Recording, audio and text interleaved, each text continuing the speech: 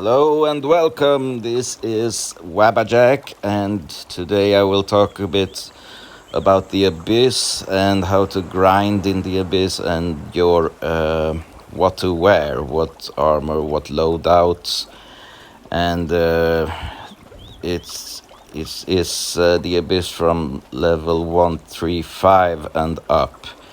So that's where you go to grind, and we are going to look at the loadouts right now. We have the Leash, which is here. We take a look at that.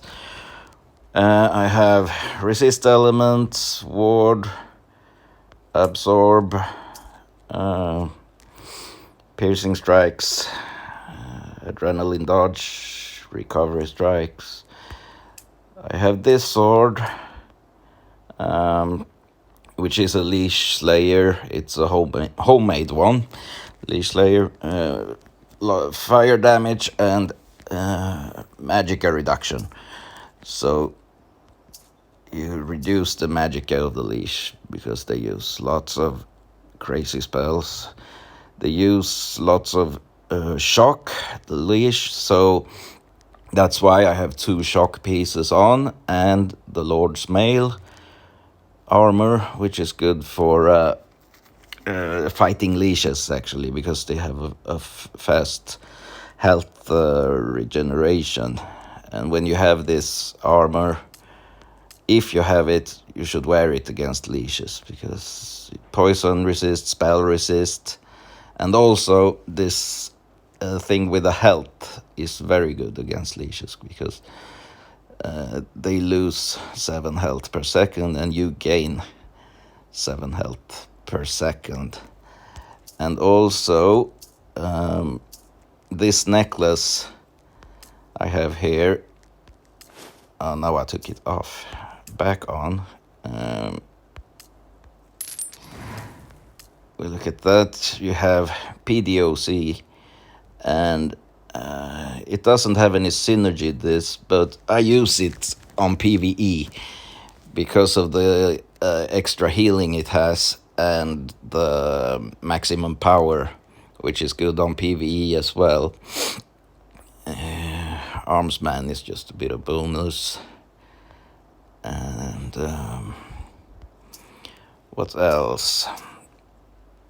I'm wearing this ring, Adrenaline Dodge and Piercing Strikes, Vampire Ring, also for regaining health, which is good when playing PvE.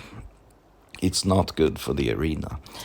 Death Knight, Skeletons, Shock Bashing, Thunderfell. I have a Shock Shield, with Stamina Drain and Shock Drain. It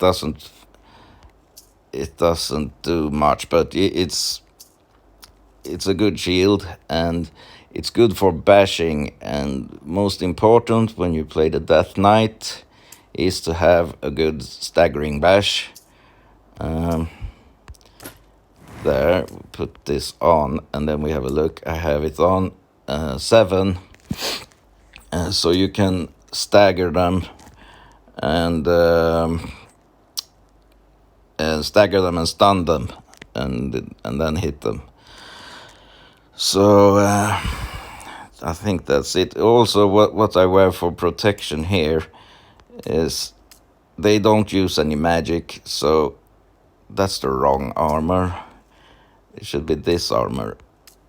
It is slashing, cleaving, so you have a bit of extra protection against certain weapon types. This is also wrong. It should be this one. Slashing, cleaving there. And the boots, cleaving, bashing. So as much weapon damage protection is the best against the Death Knight as well. And the ring I have has extra staggering bash, and I have an ice spike there as well, because they take damage from frost, but The main thing is shock. So as much shock you can have. That's why I wear shock gloves here with ignore armor rating. And I think that's it for the Death Knight. Warlords, War Masters. We have a look at that. What's important on these is they do two-handed attacks that can kill you, like 2 attacks kills you.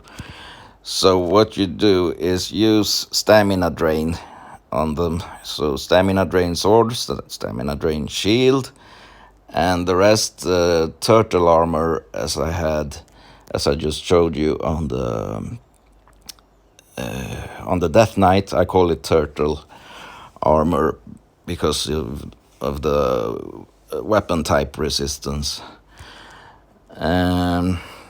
Adrenaline dodge to dodge their power attacks if they do them. The thing is, first thing you do when you meet a War Master, block him, and as you block him, he's going to have reduced stamina from your shield. Then you hit him twice with your stamina drain sword, and then he has no stamina left, and then he can't do any power attacks. But if you fuck up, you have the adrenaline dodge just in case to dodge those attacks. So next, Draconis and Flamemetros. That's quite simple. I go with no shield, body and axe, or I use this sword. I use it depends on if it's a Dremora, they are weak to slashing, so then I use the sword. If it's a Flamemetro, I use the axe because they are weak to cleaving. So it's pretty straightforward. 2 fire pieces on, as they use lots of fire, and 1 shock piece. They use a little bit of shock as well, the Dremoras. But maybe 3 fire pieces should be better, could be better. It's up to you what you want to do there, and to ignore the fire damage that they do. And I have the same necklace on all PvE setups for health regeneration. And I have 2 different vampire rings. So one with ice spike, adrenaline dodge, and another one. But on this one I use the one with ice spike, as they are weak to ice, the Draconis and Flamemetros. Okay. Next is Netherleash, which is similar to the regular Leash, but they are easier to fight. I don't bother with Magicka Drain on them because instead I use this fire sword with extra fire damage and extra fire draining at conditioning. And I have these fire gloves, extra fire damage, PDOC. That's the damage on condition. So if I set them on fire, they will take more damage because they are conditioned. And what else? Same ring and necklace, adrenaline dodge. 2 poison pieces, as they use more poison than a regular leash. Regular leash use more shocks, but these leashes, 2 poison pieces, 1 frost piece, because they use blizzard armor And if you have one frost piece on, you will be covered against that as well. So that's it for these loadouts. And there are videos you can watch that when I play in the Abyss, and you can see how it goes there.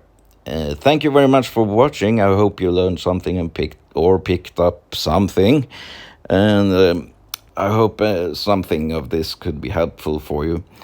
This is the way I play. I know many other players, they use armor with lots of spell resistance and the critical health thing, as you take less damage when your health is critical, and there is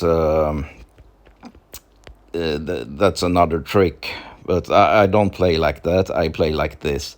So if you think this is good, you can try this. It works very good for me. So that's why I show you this. Thank you very much for watching. This is Wabajack. Bye bye. See you.